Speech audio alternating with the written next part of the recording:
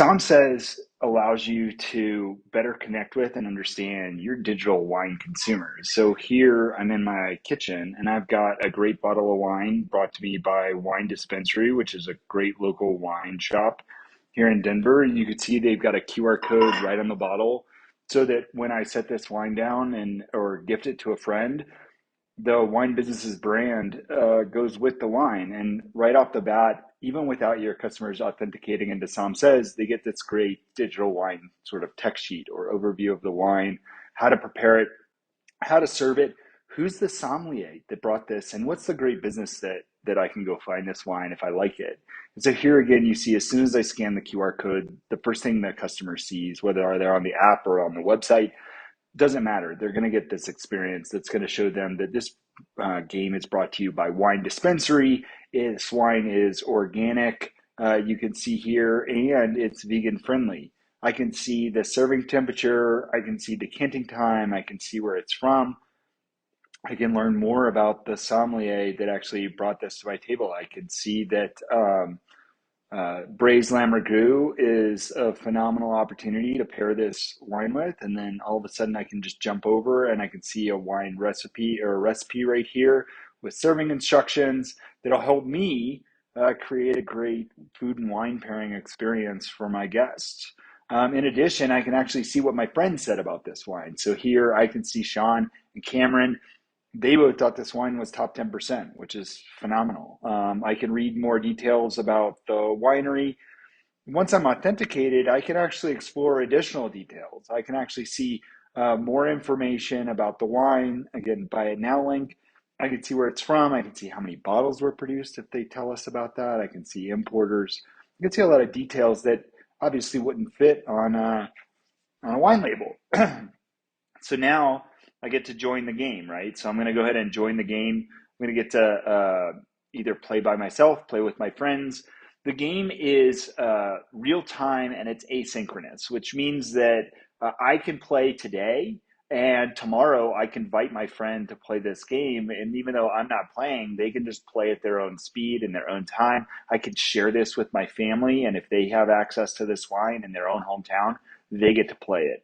Right? We have details about how the game works. You can find more information about your sommelier. You can actually see other games that the sommelier has created along with the buy it now links that sommelier has put in here. I can see the producers. I can learn more about the enterprises that he represents or is connected with.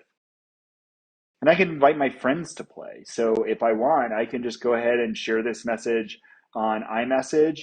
I could send it to my friends. They get a link, and when they click the link, they get the exact same experience that I just showed you, where they get the details about the sommelier, about the wine business, about the wine, about how to serve it. They get all this information right at their fingertips. Now I'm going to start playing this game alone. I'm just going to go ahead and click here. And the first thing you get is you get a challenge to say, guess what the sommelier said, right? And we're looking at aroma, body, acidity, tannins, or oak, sugar content, and primary flavor. And so each time we're going to give your customers learn more content, right? So that they don't feel so overwhelmed trying to learn what these terms mean. And if you don't have a wine professional on staff that can talk to them about these things, it at least gives them a great experience and helps them learn, right? So the idea is we're going to encourage them to smell the wine, right? Think about it. Challenge themselves. What we found in our testing is that consumers actually are drawn more to the complexity of wine by giving them a very simplistic framework that allows them to start to build up their wine knowledge, right? Now, I'm not going to play this game because I want to save this for when I open this bottle of wine. So what I'm going to do is I'm going to show you another game I played with some of my friends recently. And so here you can see this is a great game I played with a bunch of my friends. I can actually click on my friends here and I can go see their details. I can see the games that they've played. I can see what makes them happy, right? I can see how the sommeliers would actually describe, or the wine professionals would describe my friends' palate and characteristic. I can see what varieties or appellations or producers have made my friend happiest, right? But let's go back to the game and let's get going. So here you see, as soon as I answer the question, and in this case, I said this wine was fruity. The sommelier agreed with me. As you can see, I get the little checkbox next to fruity, and I get a skill point because the sommelier here, a true wine professional, Logan at Denver Wine Merchant, said that this wine, he would characterize it as fruity aroma. But some of my friends disagreed. Three of my friends disagreed, and one of them said it was floral, one of them said it was herbal, and one of them said it was earthy. And we had a great conversation around a glass of wine, and we all sort of laughed about how we each differently experienced something unique in the wine. And that's totally okay. Here's body. You can see that my friends and I in the room, we agree with the majority of people out of the 12 players that have played this game in total across the platform that this is more on the lighter side, right? The sommelier would classify this as a medium-bodied wine in this more simplistic three-dimension framework. But you could see here, it's on the lighter side of medium bodied, perhaps, right? With acidity. Again, you're seeing that perhaps it's because of the food pairing in the room. Maybe we had food that caused us to experience the acidity in this wine being a bit more on the creamy side. That it's important for businesses to know not just what the wine is supposed to be described as, but what do your consumers actually experience the wine as in their own language. And so here you see, we're going to keep going through sugar, and here is flavor, right?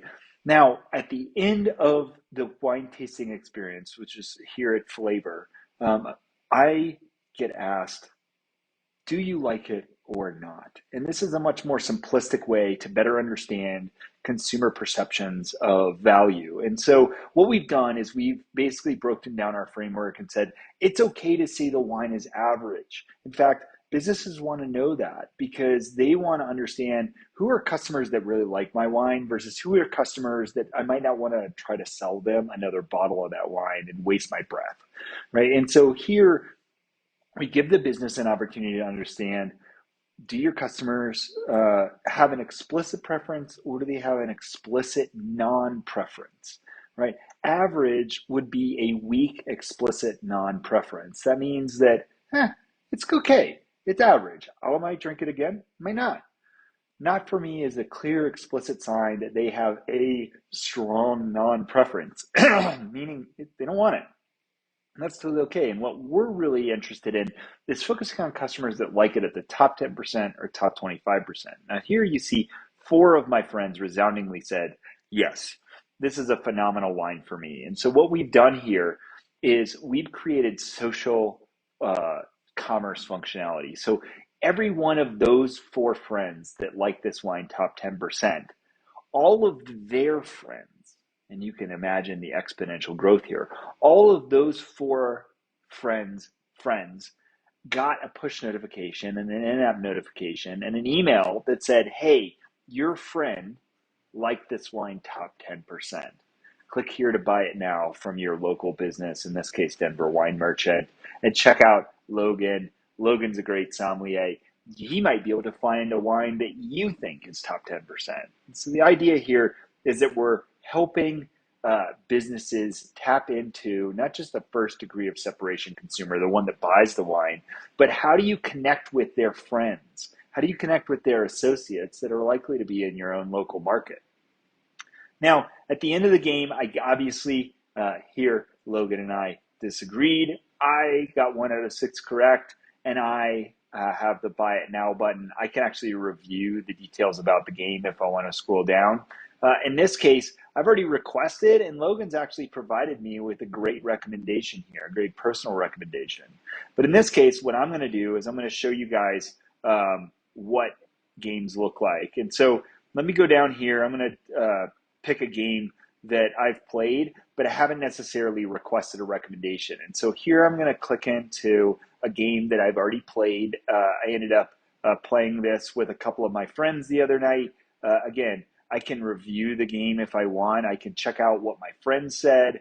I could see what I said. I could see what the sommelier said, compare answers.